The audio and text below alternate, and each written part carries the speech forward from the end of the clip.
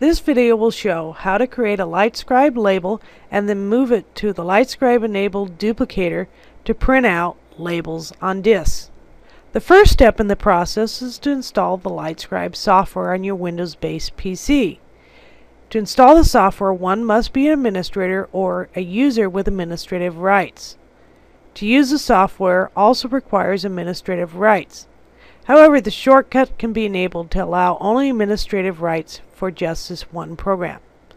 Let's begin by opening the LightScribe software. The first screen is our LightScribe template labeler splash screen.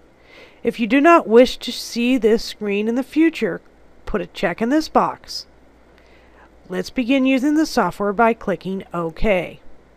On the left-hand side are a series of templates that are available to be used on CDs and LightScribe DVDs. Additional templates can be downloaded from www.lightscribe.com. We're going to make a music CD, so let's select this one. And then let's add some text. Once we've designed the template the way we want, we can go ahead and click Preview and Print to generate our label. This opens our LightScribe Print Options box.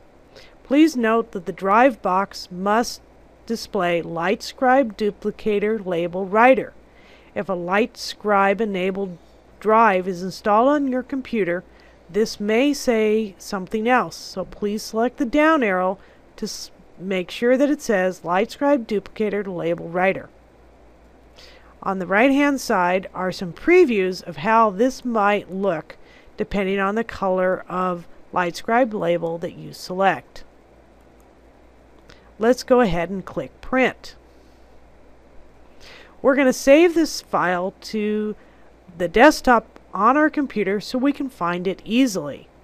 Please note that this particular drop-down may display a DVD or CD drive. Do not save the file there. Save it to the hard drive of your computer or directly to the hard drive of your duplicator if Copy Connect is installed. Let's go ahead and give the file a name. We will call it Music. The file is already going to be saved as an LSI file, so let's click Save. This takes a few moments to generate, so we'll just go ahead and be patient.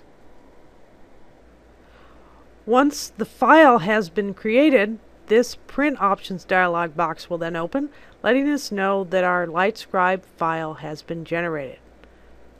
Click OK. Then you can click Cancel because the label has already been generated. As you can see over here on the desktop, we have a file called music.lsi. So we'll click Cancel. When we exit out of the program, we will be prompted to save the file so it can be edited later. This is not the LSI file, but an LSL file that can be edited later. We're not going to save this file, so we'll click No.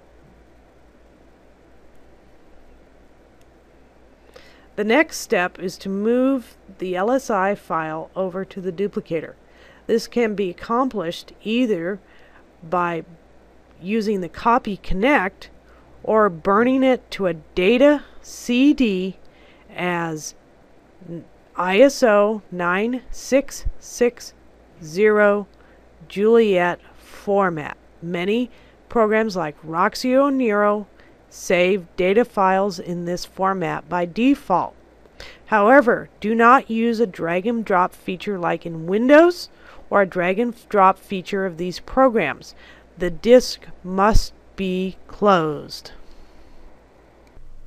Now that we have the LSI file on our desktop here, we're going to go ahead and burn it to a data disk. First, we're going to open Image Burn software. That's the program we're going to use to create the disk.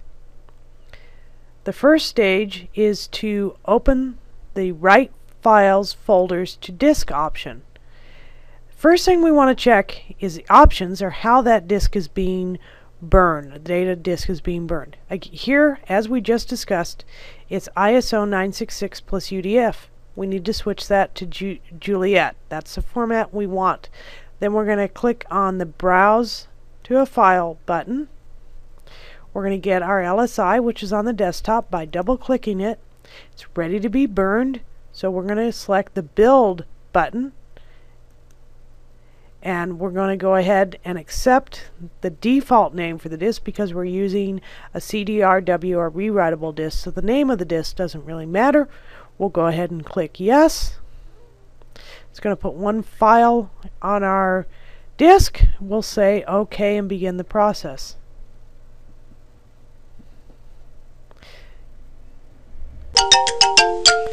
Now that our LightScribe label data disk has been created, we can go ahead, remove it from the tray, close the image burn software, and move it over to our duplicator. We're going to browse down to the print menu item. We're going to press the enter or right arrow key depending on the type of duplicator that you have. We're going to press enter for counter, no counter, because we're just going to create one set of disks. The tray's open.